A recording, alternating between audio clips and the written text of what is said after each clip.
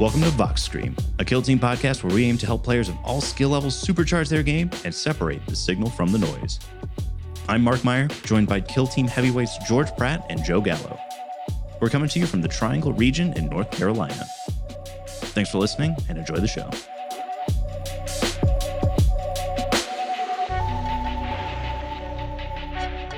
All right, the boys are back in town. George, Joe, what's going on, guys?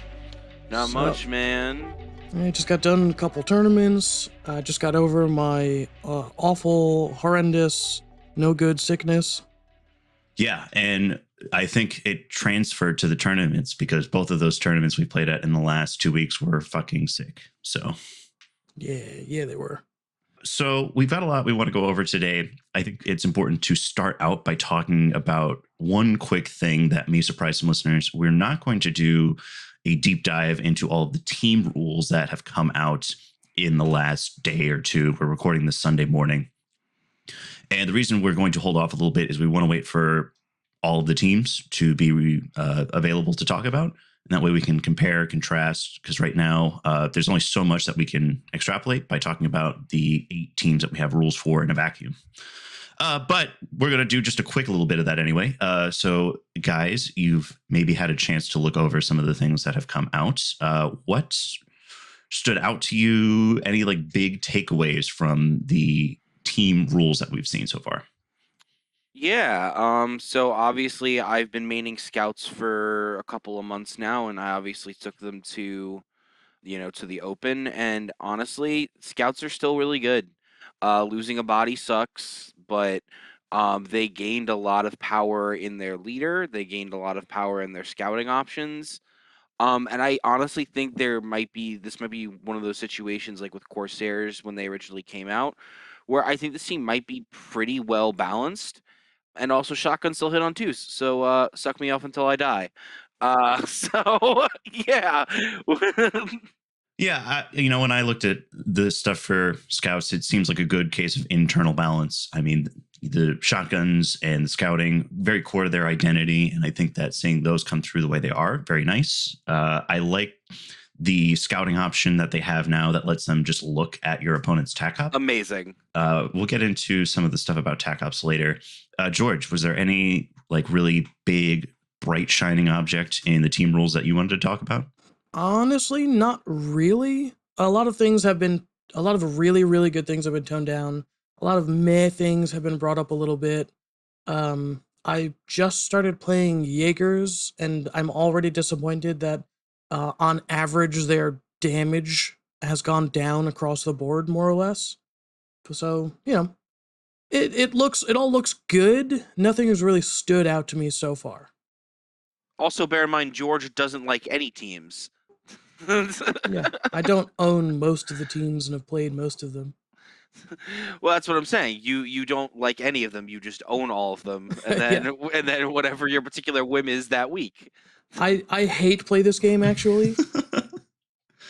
I think for myself, the couple things that really stood out to me is I think we are definitely seeing like a shift down in power in terms of like some of the high end killing potential. When I look, I see a lot of like guns that had blast are sort of being toned down. The Shredder, notably, the one that blasts, it is Torrent now. So that's a little bit, interesting to me. Obviously, Corsairs look like they've gotten definitely like a nice little glow up, but they just don't have any blast anymore. I think one trend across the board that I'm seeing that's interesting is no turn one movement shenanigans for a lot of teams. Yep. Shush has been moved to only later in the game.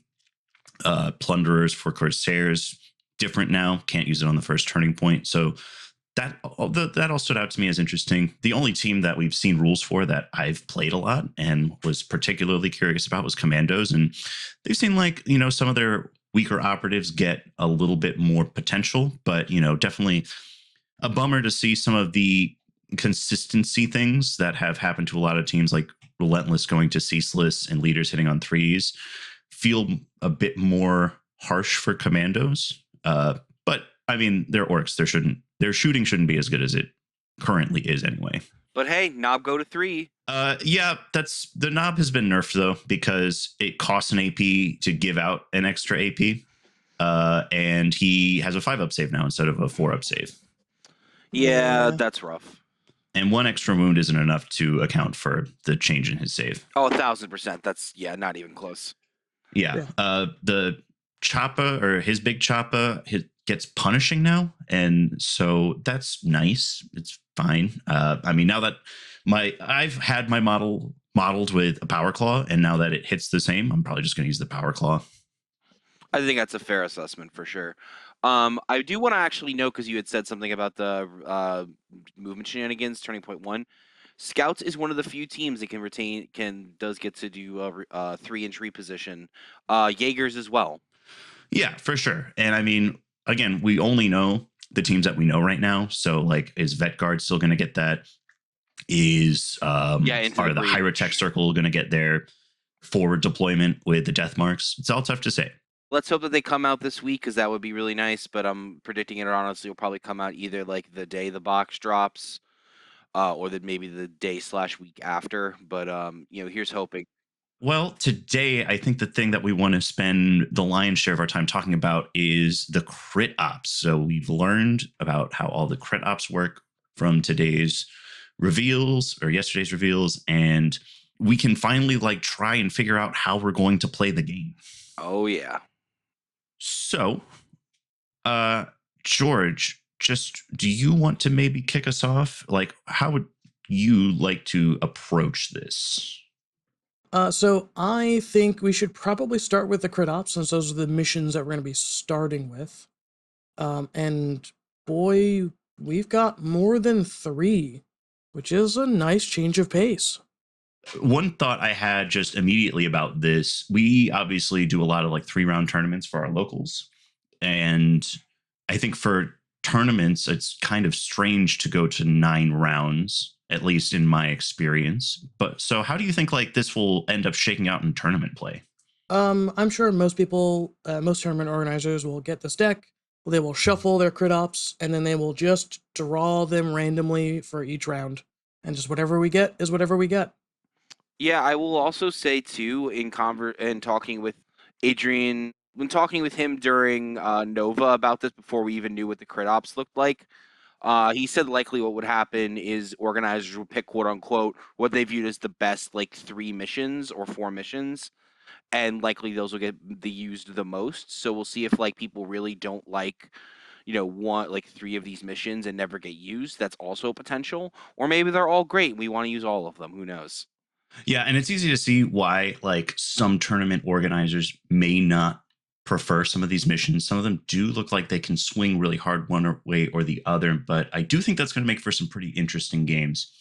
Yeah, I think a lot of them are super dynamic, which is pretty interesting for only having 3 objectives. And then I'll go over, as from a TO perspective, I'll go over which ones I think aren't great, but I'm not gonna lie, I'm up on almost all of them. Why don't we just go over them? Yeah. So we've got loot, which is the same as it always has been. Loot is loot. Loot is loot. Yep. And secure is similar. You secure the point for 1 action point, and it's scored differently. It's kind of scored more like other GW games, where you score 1 victory point for controlling an objective, and you score another VP if you control more objectives than your opponent. And with only 3 objectives on the board, that means only 1 player ever can score 2 points per turn on that. Mm-hmm. We got transmission. 1 objective marker that active operative controls is transmitting until the start of the next turning point. An operative can't perform this action during the first turning point or while within control range of an enemy operative. Victory points are scored at the end of each turning point after the first. If friendly operatives control any transmitting objectives, score VP. If the friendly operatives control more transmitting objective markers than the enemy does, you score a VP. Yeah, so transmission is just secure, but it doesn't matter who secures it. It's secure, yes, and it doesn't matter who secures. It will be interesting because somebody's going to have to secure in order for, you can't just both fight over an objective that nobody has transmitted from. Yeah, then no one scores any points. One thing I'd like to point out, though, for loot and secure is that you cannot loot or secure while within engagement range, where currently you can. So that's been walked back from the 2021 crit ops. because originally you could not do those in engagement range. And I'm not upset about that. And we see this pretty much across the board that for crit ops, mission actions are not a thing that you can do in engagement range. We've seen some teams that have access to abilities that let you do that, notably Light Fingers for the Corsairs. I wonder if Kroot will keep Poach, which allows them to do that as well. And I do believe the Psychic Familiars for the Brood Brothers will get that. We talked a little bit earlier about some of the team stuff. I think, to no one's surprise, most of the newest teams didn't really get much change because they were sort of designed more likely than not alongside the third edition. Yeah. So let's go on to the next crit up, which is Upload, which this one is weird. I think it's actually good, but it's really weird. There's a lot of shit going on. So Upload is a mission action crit up where you perform the upload mission action, and once you upload on an objective marker, you remove all other upload points from your opponent. Just period. You take all their upload points and you put one of yours on there. What's most notable about this is the only restrictions are you can't do it in the first starting point and you can't do it inside engagement range. So that means that in theory, every operative on the table could upload the same objective marker, just back to back to back to back. Like that's totally possible. So I think it's going to be a huge sort of mission action fight on objectives for upload. I don't think I hate that. And then in order to score, you just need to end the turn with upload points on objectives. You can't actually get more than one upload point on an objective because you can't do it more. If you already have an upload point on an objective, you can't upload that objective. So in order to score 2 victory points on it, you need to upload 2 objectives, and like they need to stay yours with your upload points on them. And so I think it's actually kind of a neat mission.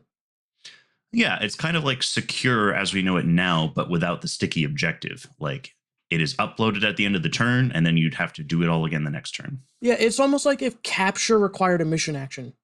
It's an interesting way to think about it. So we've got Intel after that. The mission action, you perform it. One objective marker, the active operative control gains 1 Intel point. Use a dice as a token to keep track of it. Can't perform it within engagement range. Can't do it during the first turning point. Or if that objective marker already has gained an Intel point for the turn. In each turning point after the first, the pickup marker action can be performed upon each objective marker that has at least 1 Intel point.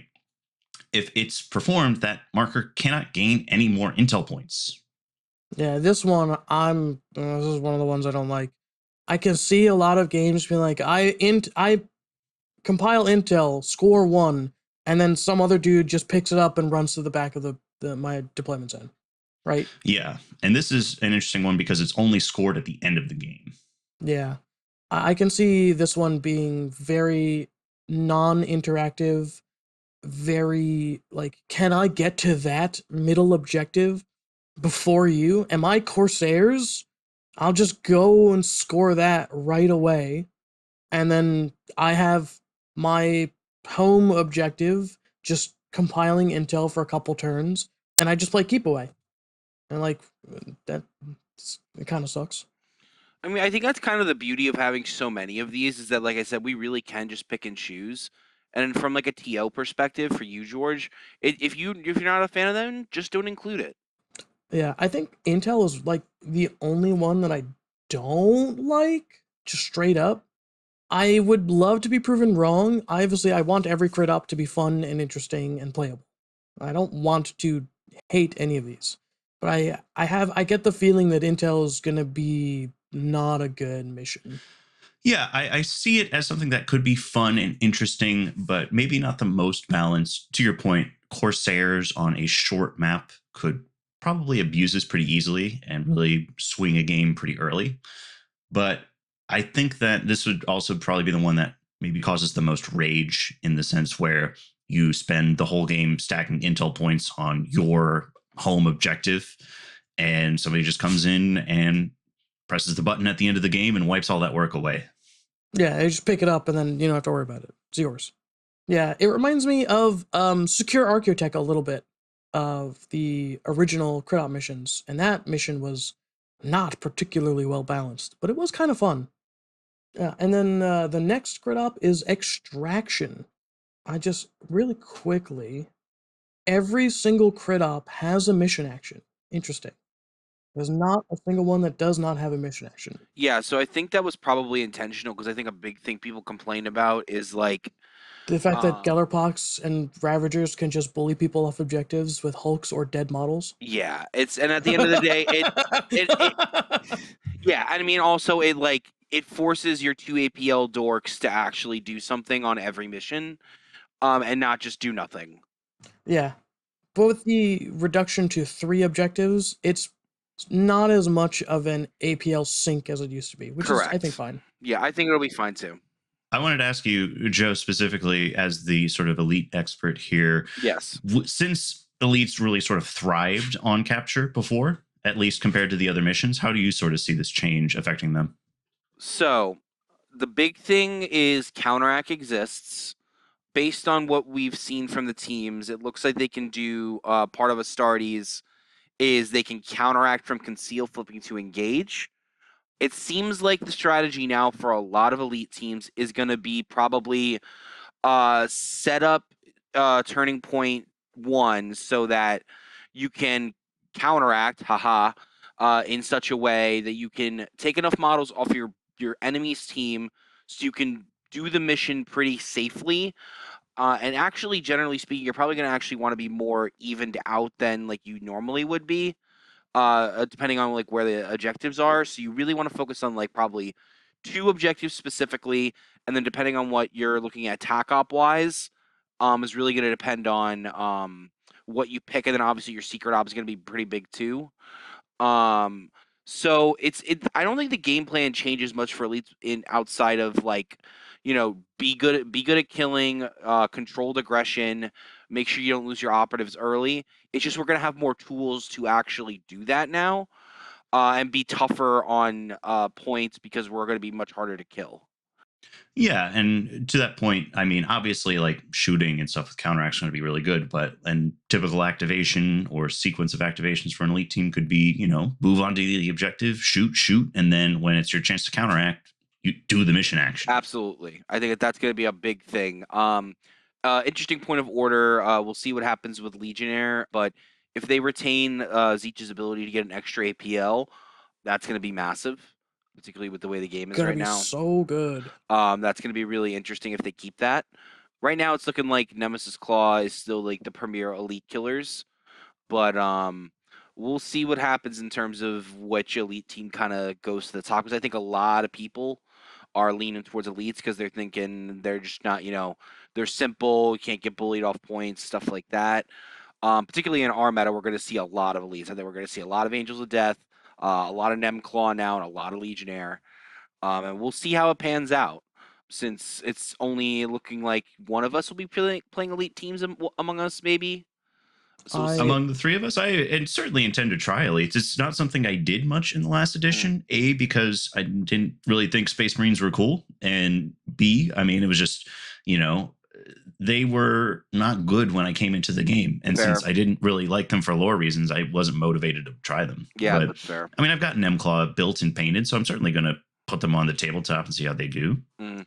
I am excited to welcome our Legionary Overlords. Yeah, I was referencing you specifically, because I'm probably leaning on Aquilons and or Scouts right now. I definitely want to give Aquilons a try. I think they might be a little too fragile for the meta we're about to go into, but we'll see what happens. The old college try. Yes. Yeah. But let's get back to the crit ops. I was talking about Extraction. Yes. So the mission action on Extraction is you have to search an objective marker, a marker.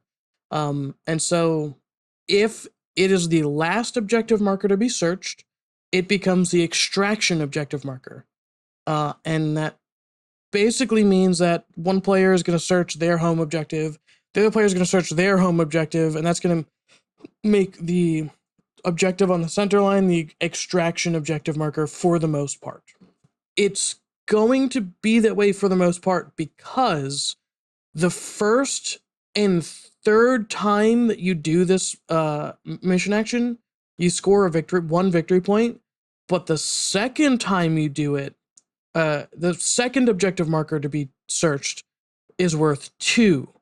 So if the first player searches their home objective, it incentivizes the second player to get a quick objective search off, because otherwise they're going to give their opponent two victory points.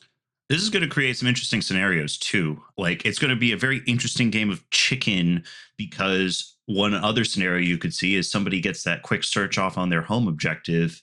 The opposing team then rushes up to the central objective, searches that, making their home objective the one that's worth 2 victory points naturally.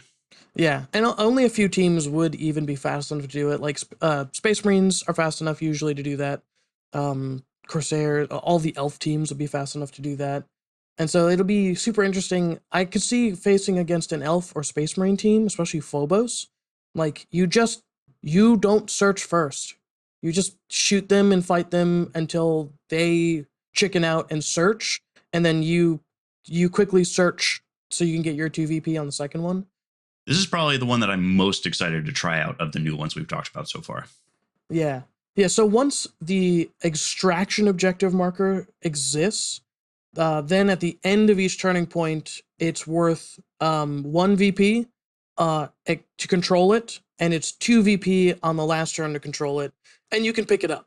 But if you pick it up, you shoot and fight worse, and you can't charge or dash. So like, if you pick it up, you score points, but you're severely hobbled. I kind of like this mission. I think it's probably going to be fun. Yeah, I think this one's going to be fun on a bun. I think it's going to be one of the more low scoring ones, but it's just going to be such an interesting mind game when this one's brought to the table. Sabotage. We've got Sabotage. If the active operative controls the objective marker wholly within your opponent's territory, that marker is sabotaged. You do that for 1 action point. Victory points are scored when a friendly operative performs the sabotage action.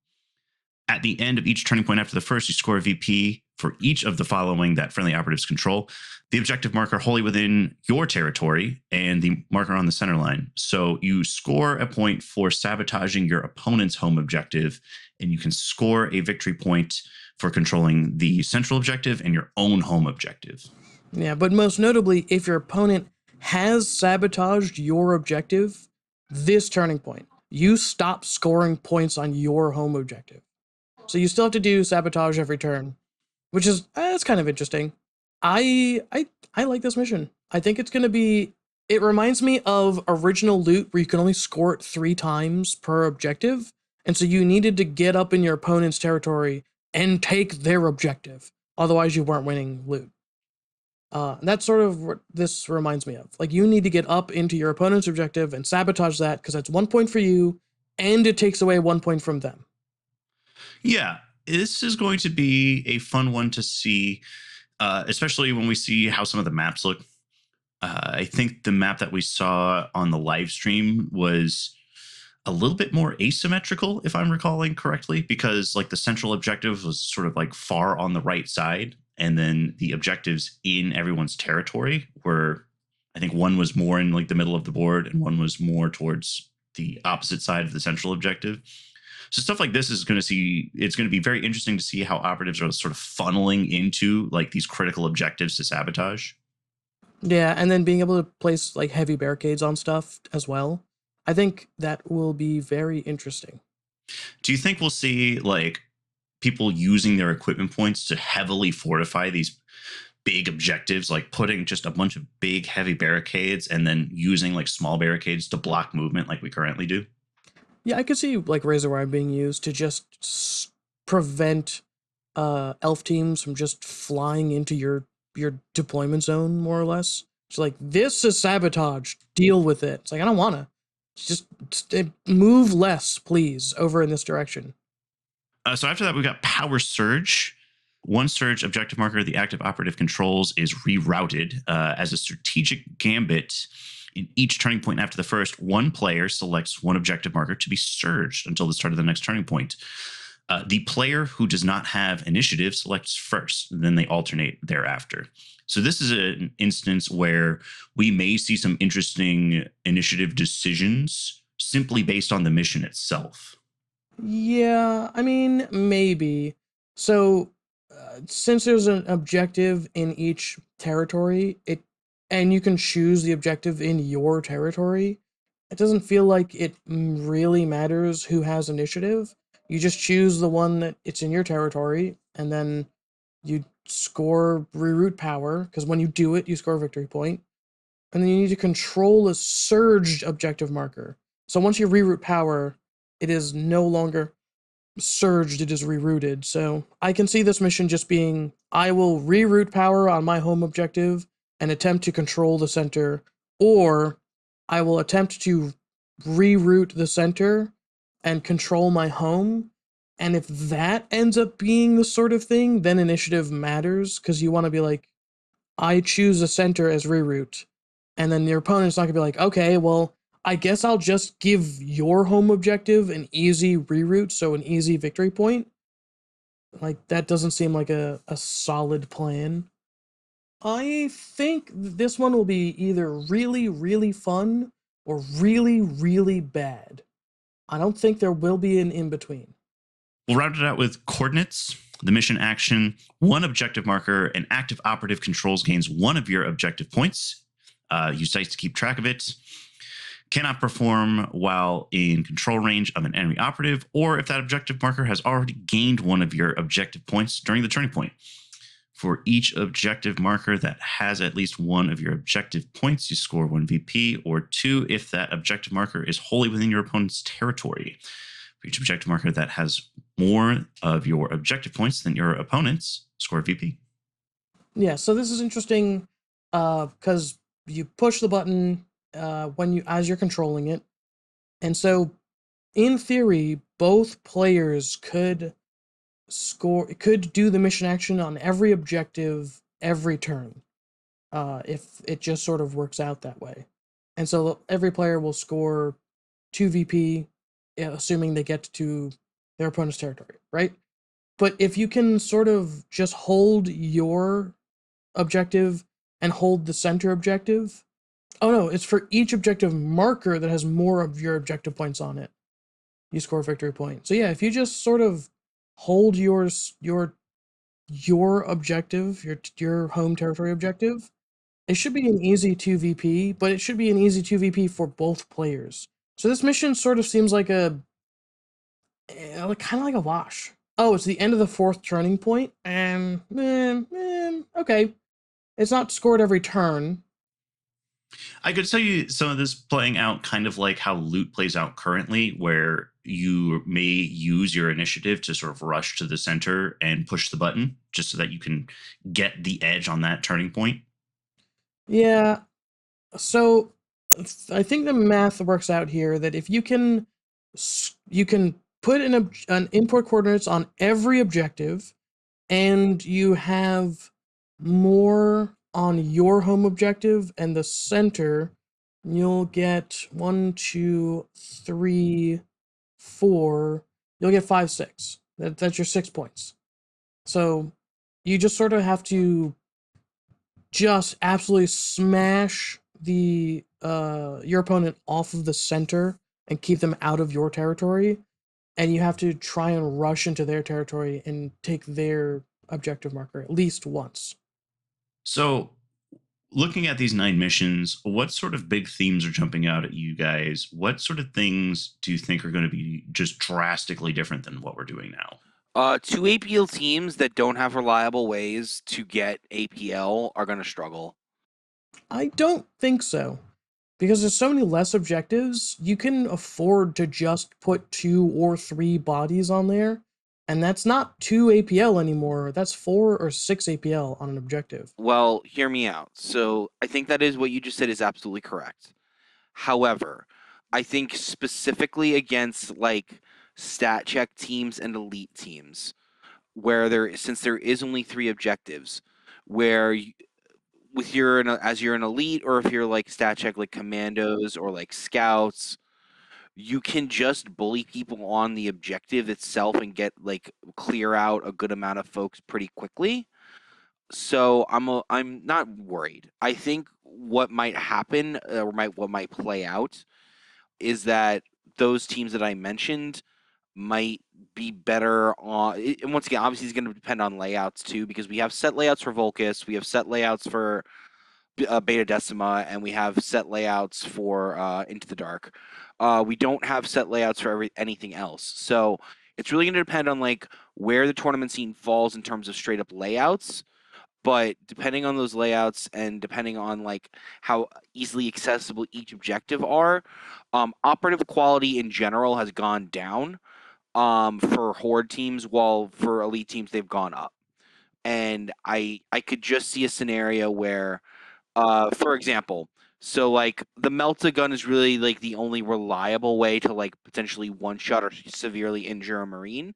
The minute you deal with that, you're just shooting bolters at guys for a lot of the teams that we know for right now. So we'll kind of see how that dynamic plays out. I do think a lot of the context is going to matter on what we're about to, I assume, talk about the Tac Ops, because I think that those are going to much more play into people's play styles as teams and also as players. Because at the end of the day, you can't play around crit ops in terms of what you have access to. You are the one picking your Tac Ops at the end of the day. I think people are going to kind of tend to lean on their Tac Ops because it leans into their team's strengths versus some of these crit ops very much are not going to be in some teams' play styles. I do agree with you that a lot of horde teams, even with GA2 stuff, is probably not going to be as beneficial on the primary mission than it is currently. So I think it is swinging the pendulum a little bit in the favor of elite teams in that regard, which I don't think is a bad thing yet. Agreed. It may be, but I don't think so. I think the giant question right now is how easy are elites going to be to kill straight up or to injure or get them off points effectively?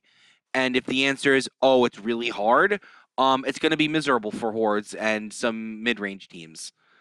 I think one thing that we haven't really considered is command points. Obviously, we can take a team that we know a little bit about, like the Angels of Death, right? Yes. We know that they're going to have access to good defensive abilities through their chapter tactics.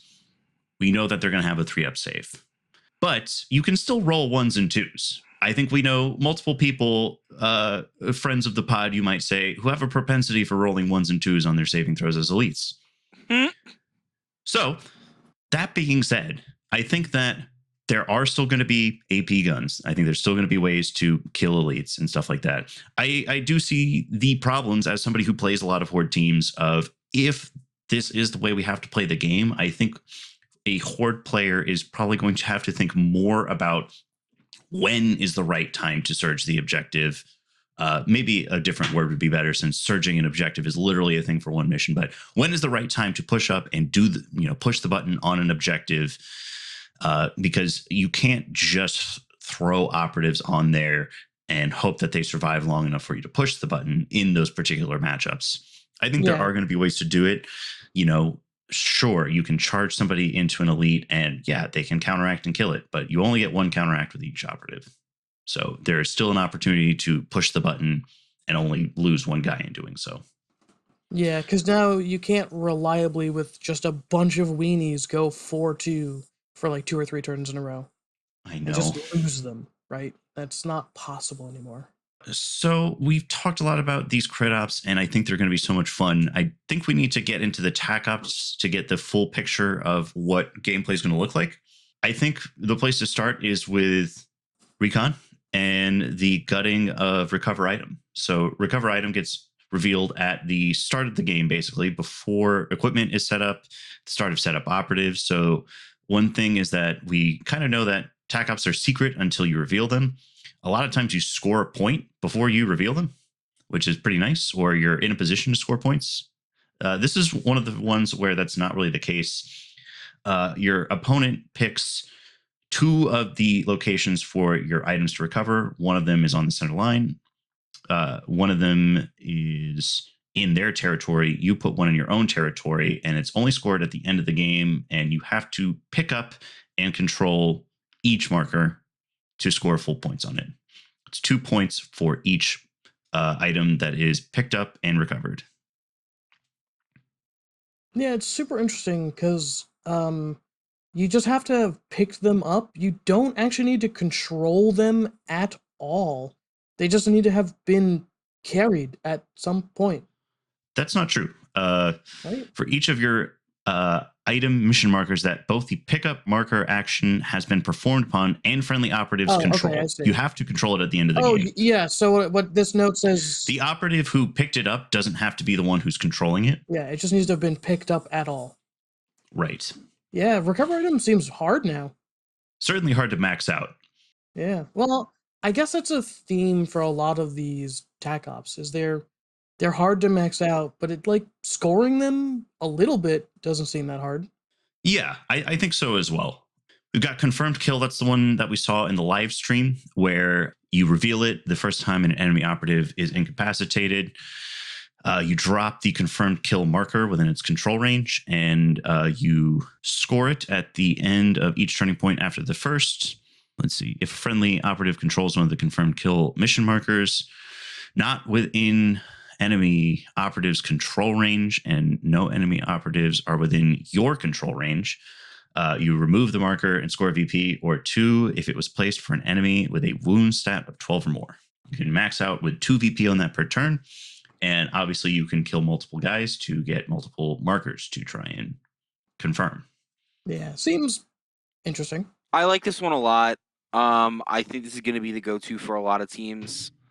I think that you're right. I also think that it's surprising to me that this is in Recon and not in Seek and Destroy. This is a Seek and Destroy type of Tac Ops. Yeah, I 100% agree with that. Not even a question in my mind.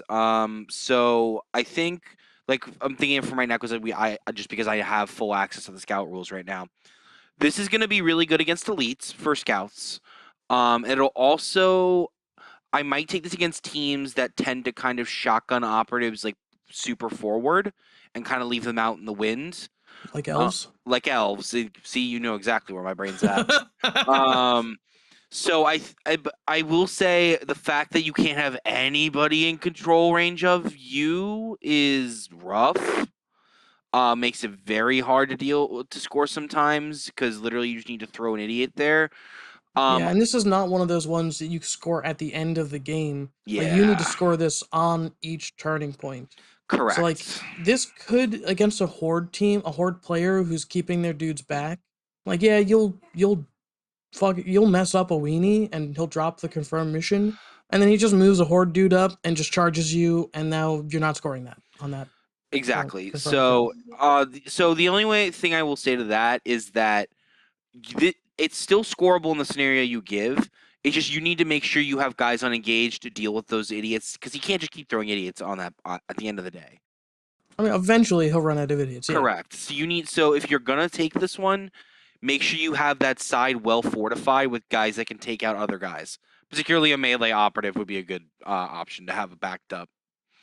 Yeah, and I can see where some of the stuff we've seen that gives, a knife to everybody as an equipment choice. If confirmed kill is your game plan, taking that knife may be helpful, because your only way out, like in that situation where somebody has charged you to try and block you scoring it, is counteracting with a fight. If it is a situation where it's like maybe a mid-range team versus a horde. Yeah, for sure. Yeah. We got plant beacons, which we also saw on the live stream. Place one of your beacon mission markers within an active operative's control range, or within the active operative's control range, more than 4 inches from your drop zone, more than 6 inches from other beacon mission markers, with no part of it under advantage terrain. Basically, it's the new plant transponder.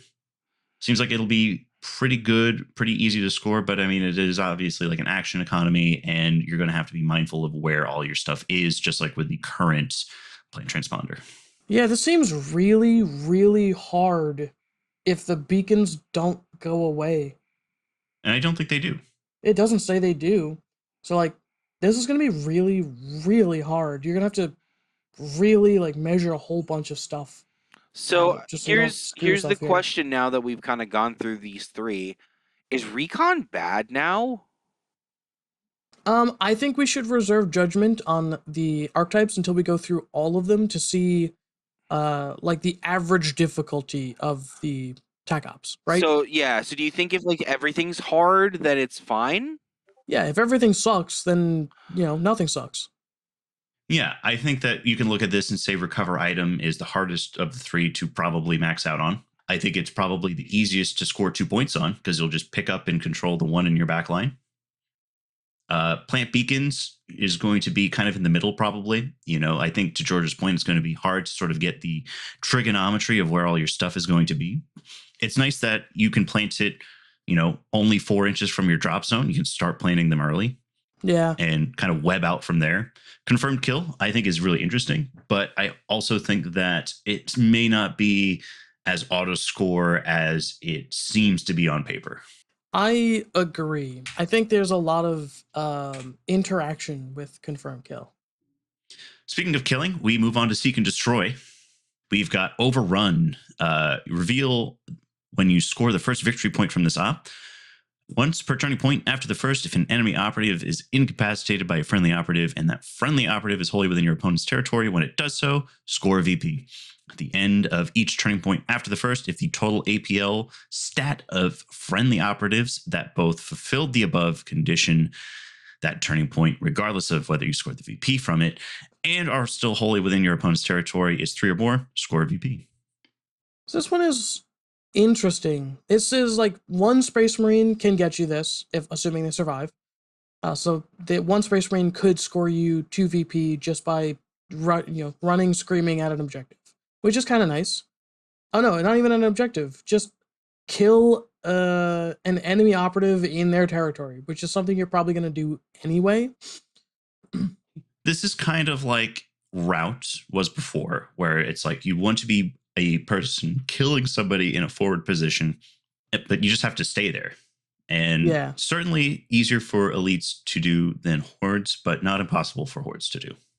Yeah, because hordes would need 2 dudes to do it to get the second victory kill point. Yeah, to kill 2 enemy operatives. So, and that one's much harder because generally speaking, hordes are lesser quality individual operatives, and so you can't generally rely on a single operative to just like run up into your opponent's dental work and then shank someone and then survive. And so you might have to commit really hard to this Tac Op if you're playing a horde team. Another one that you may have to commit hard to if you're playing a horde team, storm objectives. Reveal when you score the first VP off of it. At the end of each friendly operative's activation, if it is controlling an objective marker that an enemy operative controlled at the start of the activation, or that's wholly within your opponent's territory, and that objective marker is not contested by enemy operatives, that objective marker is stormed by friendly operatives as turning points. Once each turning point after the first, if an objective marker is stormed by friendly operatives, score a VP. At the end of each turning point after the first, if friendly operatives control an objective marker that was stormed by friendly operatives, score a VP. So if you successfully storm the objective, you score a VP, and if you control a stormed objective at the end of the turning point, you get the second. Yeah, I like this one a lot. This one's super cool. So all you basically need to do is just run screaming at an objective, kill everyone who's on it, and you've stormed it. Congratulations. It doesn't matter then if your opponent throws models at it and contests it later, you've already stormed it, so you'll get your VP. I mean, you'll have to control it at the end of the turn to score the second. But you don't need to. You control it with the same operatives. You can reinforce that position later. So I like this a lot. I think it's super cool. I think for horde teams, this one is much more doable than overrun because like objectives is where they want to be, generally speaking anyway, rather than up in your opponent's dental work, not near anything. But I think this is also pretty doable for Space Marines as well, because they can run up, double fight stuff or double shoot stuff and just like, oh, there's 2 guys on this objective. Would be a shame if my 5 attack, 4/5 chainsword went burr. Space Marines are really going to enjoy champion, I think. Reveal when you select your first champion, and you do that as a strategic gambit in each turning point after the first, where you select a friendly operative to be the champion for that particular turning point. In each turning point after the first, when your champion incapacitates an operative, score VP. 2 if that operative had a wound stat of 12 or more. And in either case, it's a maximum of 2 VP. So it's either kill a big dude, score 2 VP, or kill 2 little dudes, score a VP for each of them. This is just the Legionary faction Tac Op. Except the Legionary one is you can't change the champion, where this one you can, so it's not a dud. Like, this one's scoreable. I've maxed out the Legionary Tac Op, which is this guy needs to kill 2 separate enemies without dying. And it doesn't need to be within different turning points or anything. So, like, it's totally doable to just, like, this Space Marine here, he needs to kill 2 dudes. He'll go kill 2 dudes. But, like, this is almost impossible for hordes to score. Certainly impossible for hordes to max out, you know? Like, maybe your Melta Gunner goes in and kills a dude, but, I mean, unless you're killing a Space Marine, it's going to be hard to see how you're scoring 2 VP on it. Yeah, I think hordes into hordes, not going to happen. Hordes into Space Marines, you could make this work, but hordes into hordes, not happening. Or even mid-range. Joe, what are your thoughts on the swathe of Seek and Destroy Tac Ops? They definitely play into aggressive teams' play styles for sure, which is super nice. But none of them are easy. At the end of the day, you have to be aggressive with these to get them, and that makes you vulnerable. And if a team is good at, counteracting and sorry, I shouldn't use that word. If a team is good at, like, giving good counterplay to that, and trading bodies, it might. I mean, it's gonna depend. It really is gonna depend on map layout. Yeah, it is like if you're playing against Arbides with their shields with the double parry and they shoot into melee. They're a very defensive oriented play style, and I think they could handle a Seek and Destroy Space Marine team just trying to come up and wreck their face, and just like, I'll just parry you out, and then I'll spend 2 or 3 dudes to shoot you with shotguns. Yeah. Moving on to security, as a Vet Guard enjoyer, it's very interesting to look at security. We've got Contain, which is basically hold them back. If there are no enemy operatives wholly within your territory, score a VP, and if none of them are wholly within 6 inches of your drop zone, score a second VP. Yeah, I like Contain. Contain's interesting. I like it too because you only reveal it after you score the first VP from it. So you reveal it at the end of the second turning point, and ideally you've already got 2 VP at that point. Yeah, so it's not terribly difficult if you're on the right sort of map, but it could be terribly difficult. Like, you're playing into elves or mandrakes who can just teleport around.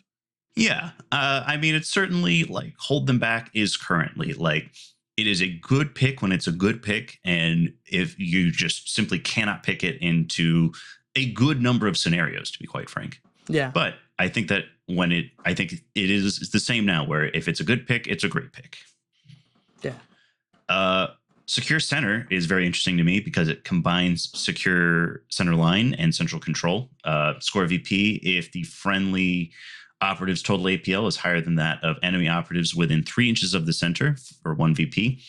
And the central line component of it is within on the center line, but more than 3 inches from the center, have greater APL than your opponent. So interesting to see how those 2 things still exist, but they're combined into one Tac Op. I know a lot of players, when they pick security and they choose central control, they're choosing center line with it. And I personally think that is a bad pick.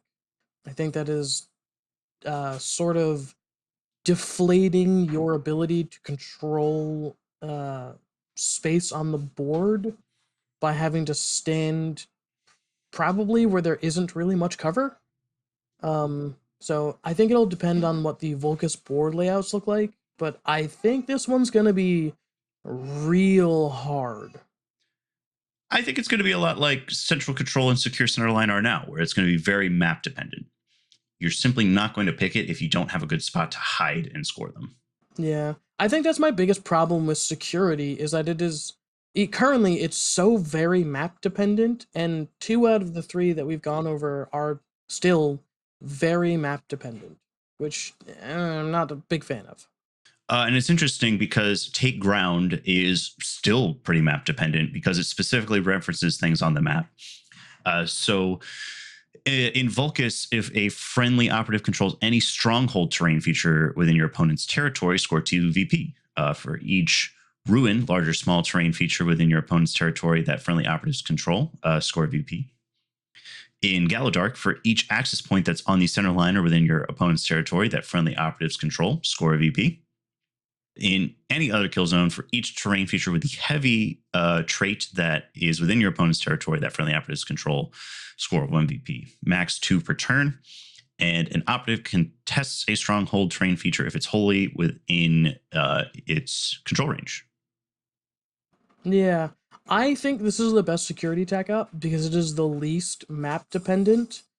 Just because you just want to get up in your opponent's, just be in your opponent's face and hold the terrain in their territory. Like, this is, as far as security goes, I think the one that is going to be taken most often. Yeah, it's certainly the most flexible. I think that, I like it because it's. I don't think it's the most flexible. I think it's the least restrictive. That's an interesting way to put it. Yeah. Now to the last archetype is infiltration. So let's start with surveillance. So you reveal it the first time a friendly operative performs a surveillance action. Once you perform it, that operative has gathered surveillance. Can't do it if the operative has an engage order. It must be wholly within your opponent's territory. And there must be an enemy operative that's a valid target for it, which I think is interesting. So you can only perform surveillance if that operative who has a conceal order could, in theory, shoot another operative. And then when you perform the surveillance action, you score a VP. And if a friendly operative that performed the surveillance action is in the kill zone and has a conceal order, you score the second VP. So I think this one is like gather surveillance and the old mark target all wrapped in one. And it has the same problems that mark target has for me in that if I have a valid target to shoot at, I'd rather just shoot at it. Yes, but now that we're kind of getting the larger context of everything, I think this is probably the best one we've looked at. It certainly seems easy enough to score 1. But if you really want to max it out, you have to commit more than one operative to not shooting dudes and being on conceal and performing this mission action. So, like, this might be easy to score 1. It might be really hard to max out. I'm not generally a fan, but it doesn't feel out of place with the rest of the Tac Ops we've gone over. Like, it doesn't feel any really harder than the other ones. I just don't like it. I think this might be my go-to for scouts, to be honest. Yeah, you want to expound? This kind of Tac Op punishes real aggressive play, and at the end of the day, you have to just do it once to one guy, and then there's nothing in here that says that you can't just kill that person in the next activation with another guy, right? Sure. Yeah. It's just that the gather surveillance person has to survive. But and my biggest problem with that is, again, I'd rather, instead of not shooting with someone, I'd rather be shooting with someone.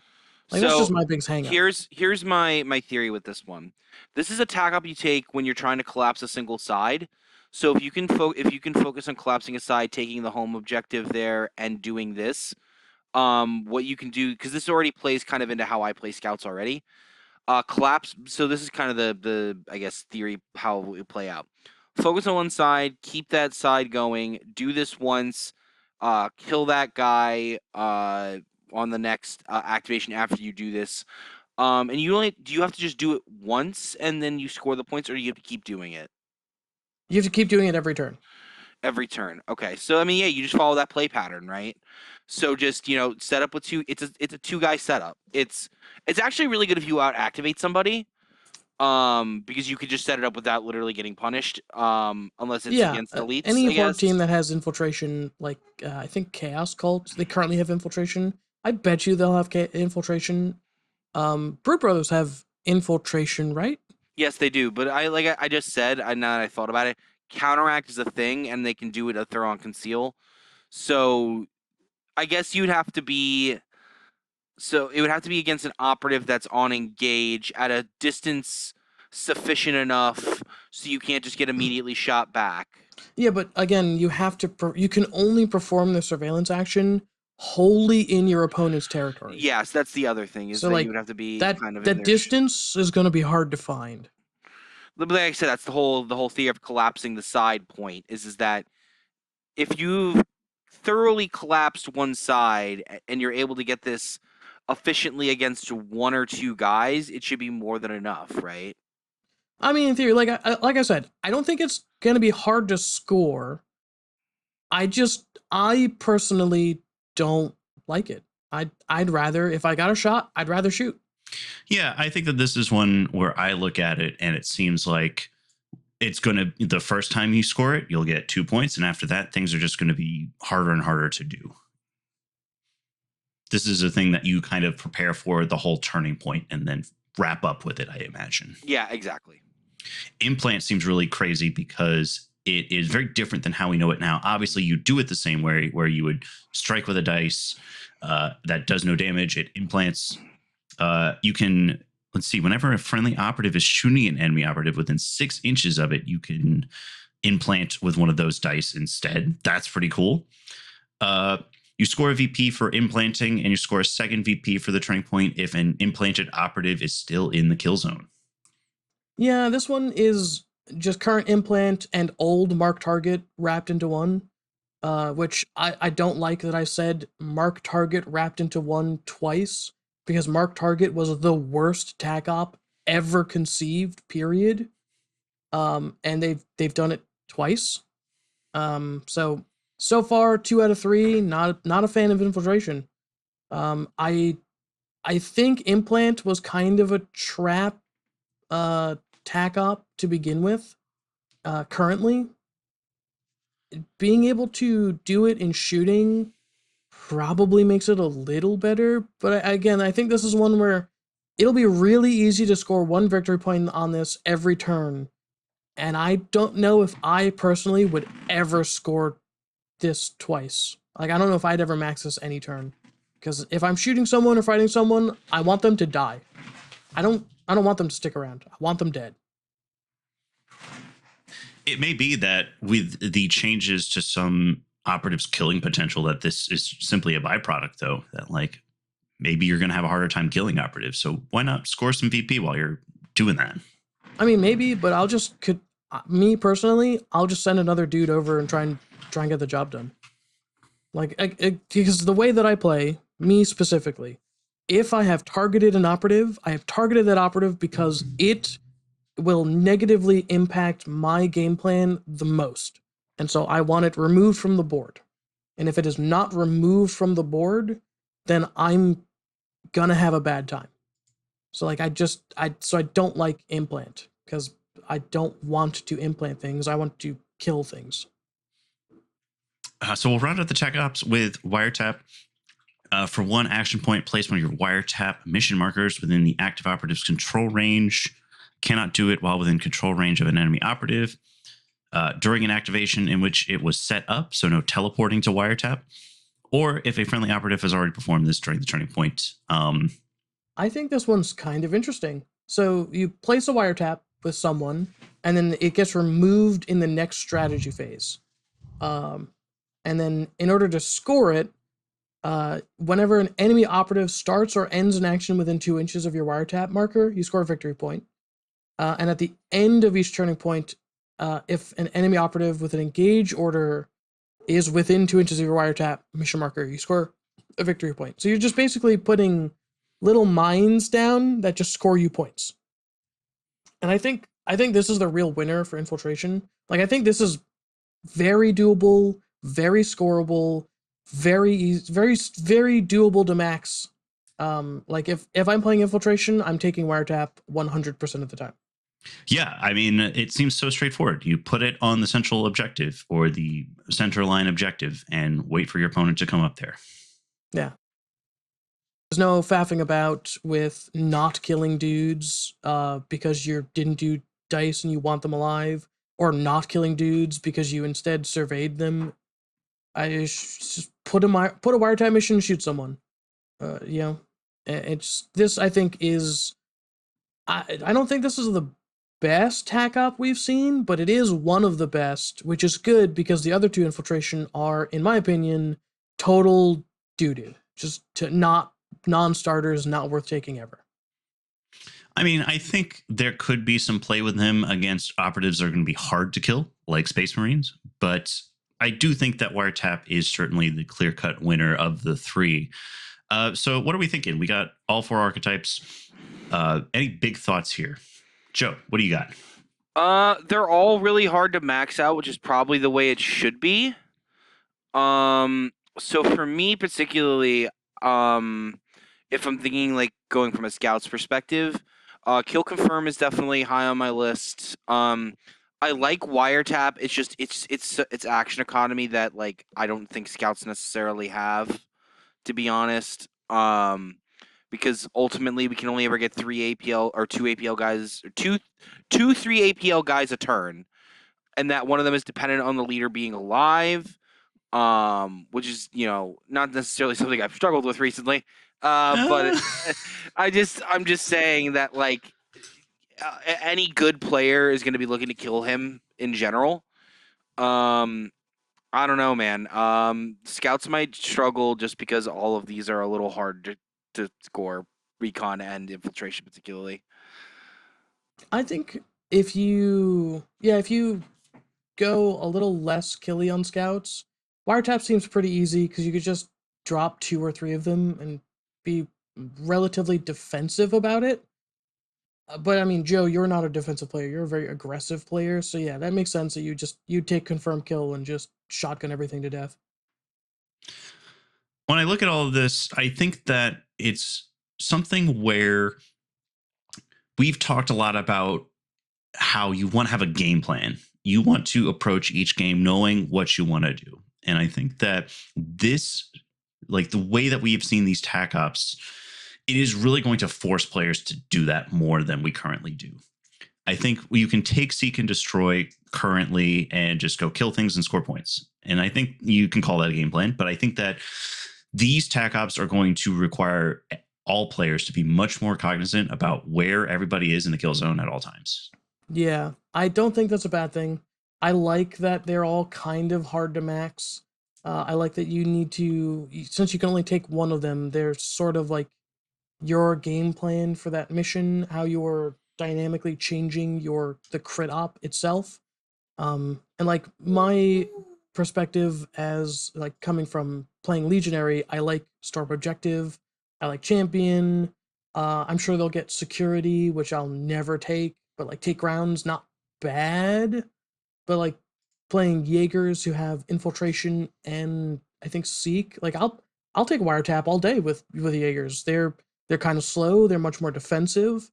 I'll just place 2 or 3 wiretaps and like set them up near those mines and just like, yeah, move around the board, take damage, score, give me points. That's fine. Whatever, do your thing.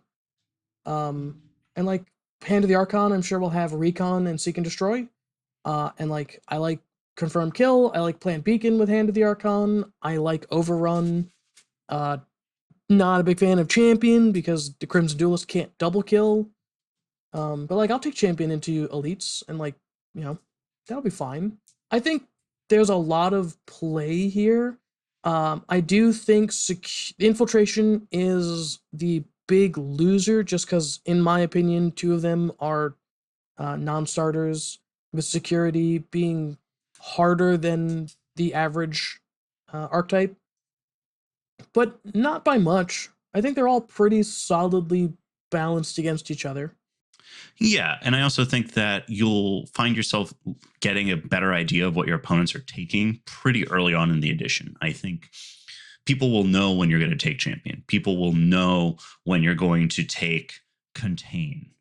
Those sorts of things I think are going to make themselves apparent pretty soon. And I think that's where a lot of the sort of dynamic gameplay is going to come from, is not only making your game plan, but making your game plan and making it around what you are anticipating your opponent's game plan will be. Yeah, like I like contain a lot with Arbites. Because Arbites are super defensive and they're really good at just stopping people before they get to your territory. And if they do, you've got backup shotguns to take them out.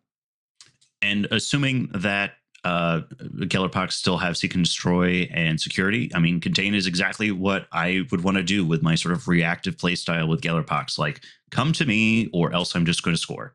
Yeah. And when you come to me, I am going to charge and fight. You're just going to shove Hulks down their throat. Yeah. Yeah. Yeah, that seems good. We've spent a ton of time talking about this, and there's still a lot more to talk about. I want everybody just impulse before we move on to some of our tournament talk. What, if you are picking right now, what do you think is going to be your go-to for your primary op? What do you think it's going to be?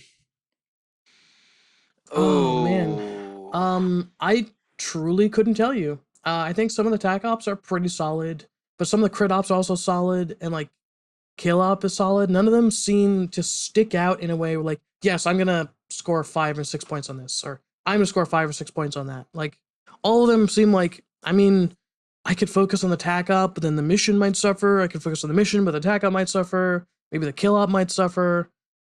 Yeah, I think this is super dynamic, and not having a quick answer to that question, I think is a good thing.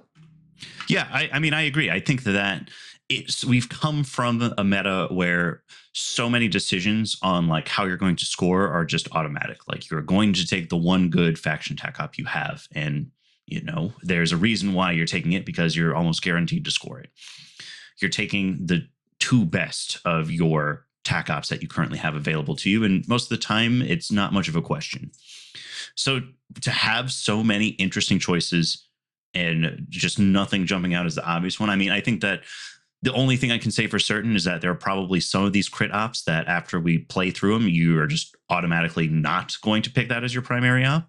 But it's still too early to tell. Yeah, that one where you pick up the intel, I think intel is going to be super, super low scoring. I think you're just not going to choose that one as your primary op. I talked in the last pod about the Triad Kill Team Tournament, the first Kill Team Tournament in Greensboro, North Carolina. We just came from that yesterday.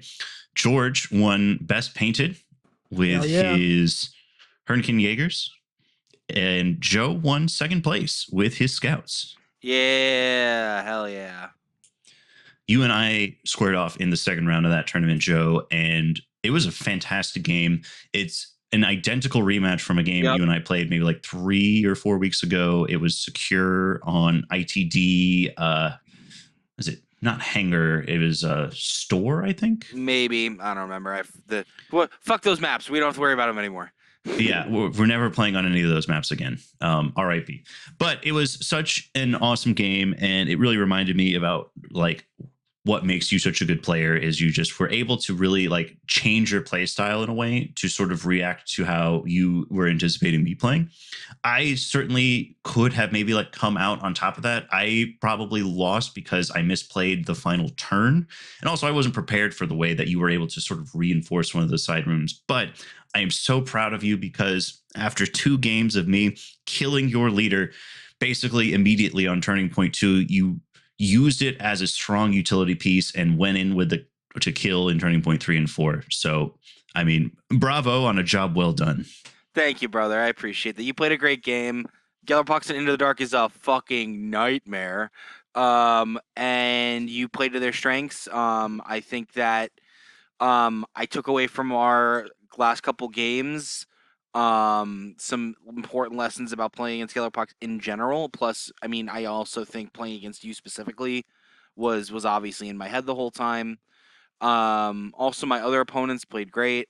Shout out to Mitch being a good sport.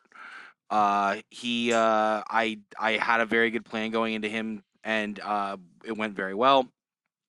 And also shout out to my first round, who was playing Clowns.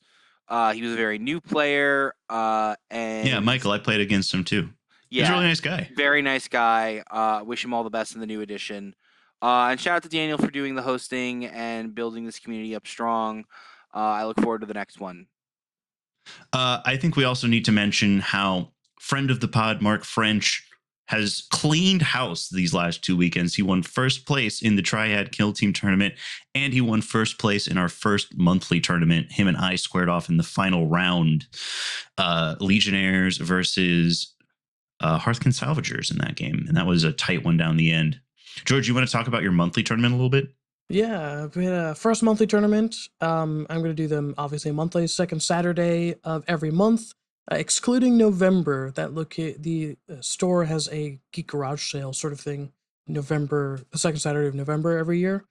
And it's just a small local tournament. $10 buy-in. Max of 20 players. We tend to hit around 10 to 12. On average. So it's a solid 3-round tournament with generally 2 undefeated players. We've got a really, really good expansive scene here in the Triangle. So I think hopefully with the price reduction to $10 brings more people in, because $20 every month is really expensive actually. But $10 every month is it's pretty doable. And I just want to say that for the Triad tournament, I had a great time. I brought Jaegers, which I had built last weekend, and I won Best Painted with my beautifully painted single warrior. The rest of the team was still primed white. We're going to post that picture in the show notes. So 100%.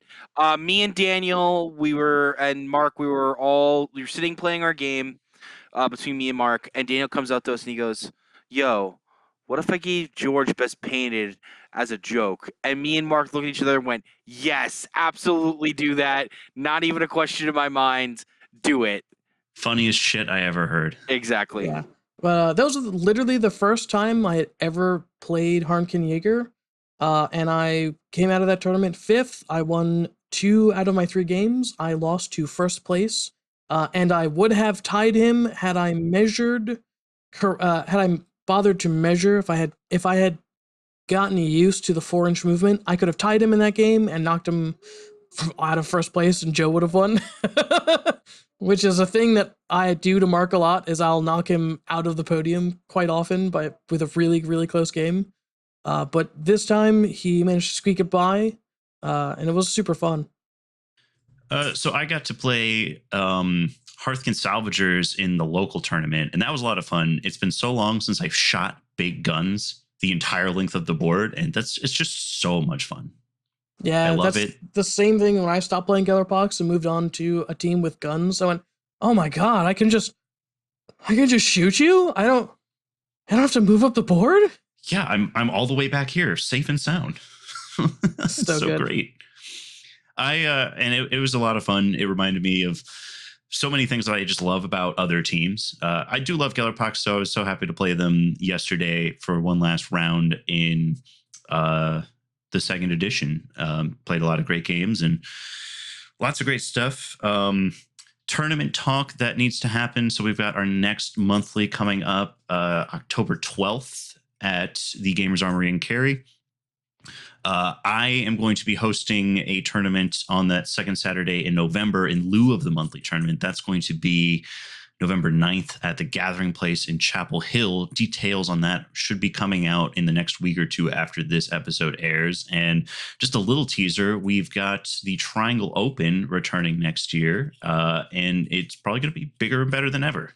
Without giving too much away, may not be the Triangle Open, maybe the North Carolina Open.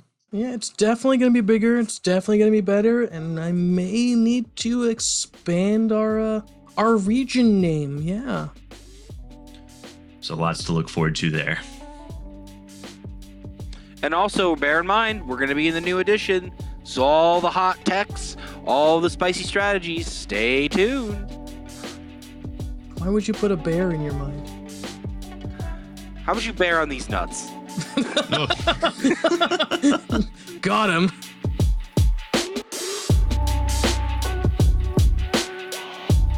We hope you enjoyed this episode of Vox Screen. You can find us on Apple Podcasts, Spotify, Amazon, YouTube, or anywhere else you get your podcasts. Please follow, subscribe, and leave us a review. Any of those things are going to help us grow. Thanks for listening, and we'll be back soon with another episode.